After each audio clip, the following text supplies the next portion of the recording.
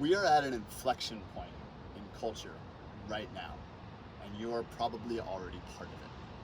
Hi, I'm Zach Bell. I want to tell you what I meant by inflection point, and I want to invite you on a journey of a collection of people from around the world who are coming together to do something different.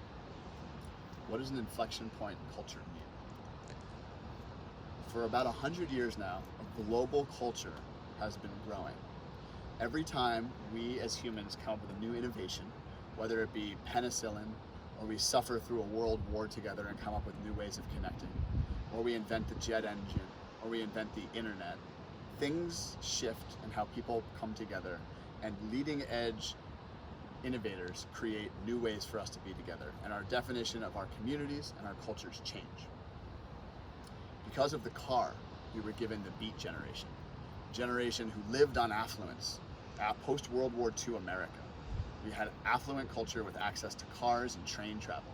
This culture laid the foundation for what became the 60s counterculture revolution that went around the world. Free love, we're all one, the Beatles, Woodstock, all this great music and culture came out of it, this idealism that everyone felt, we are all in this together. This gave way to the technology revolution. Some of our great technologists who built some of the key parts of the internet were all people of this generation. The internet moved around the world and connected millions and billions of people together in ways that didn't take money, it didn't take time, and it didn't take effort to get to see people that you never would have connected with, or people that you only see once every 10 years are now in your life every day. We have these airplanes that through the different economies of scales of jet travel, no matter how bad it is for the environment, we'll get into that later, but these jets have connected people together where I can be in multiple nations at different times, and our leaders are traveling around the world, and all of these things have radically shifted. This is a world my grandmother never could have imagined, and she's living in it. And what happens when new technologies change the way we interact with each other is our identities change. Who we are as people, what we want, what we need, what we desire, and who we feel connected with change. Who is our community? Who is my culture? What do I believe in? Now I can look on the internet and see that there's millions of people around the world who believe in the same things I do, and believe in the equality of all people, regardless of race, sexual preference, gender, or religion. They believe in the protection of the environment and the renewable agriculture and sustainability as paramount to my value system. And these people aren't just Americans. They're not just Mexicans. They're not just Germans. They're all around the world, and they all believe in the same thing. You're probably one of them. I'm one of them. And our old ways of identifying ourselves, for me, don't work anymore. I don't consider myself an American.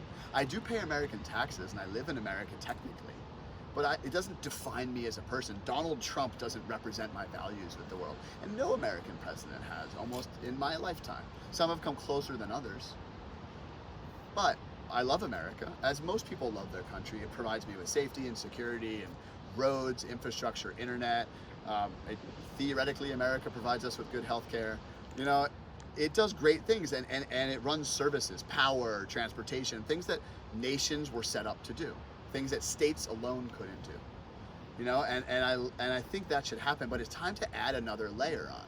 Throughout the course of human history, every time we've come up with new technology, we've added a layer on. We went from dynasties to religious realms to city-states to cities to these nation-states. It's an amazing idea, but now because of the internet and jet travel and all these amazing things that have happened over the last 100 years, what's the next one? And today, we're at an inflection point where billions of people from around the world got sent home alone, but we're more connected than ever. Connecting with people that we never could have connected with, having access to resources that we never would have had. So, I'd like to invite you to join us on a journey as we explore this culture. What are our values? What if we came together and ran an experiment? What would it look like if we all came together? What would we call ourselves? What are our values? What do we absolutely believe in that millions of other people believe in with us around the world? What don't we believe in? What absolutely violates our values? I don't know. I have a sense of it, but I can't really touch it. So what we're going to do over the next period of time is we're going to talk to some really interesting philosophers and authors and musicians and artists and creatives who have been thinking about things like this for years. And I invite you to join along on our journey as we explore this culture to define this new moment in our history as people, where we can come together in a boundaryless environment that the innovations of the last 100 years have gifted us.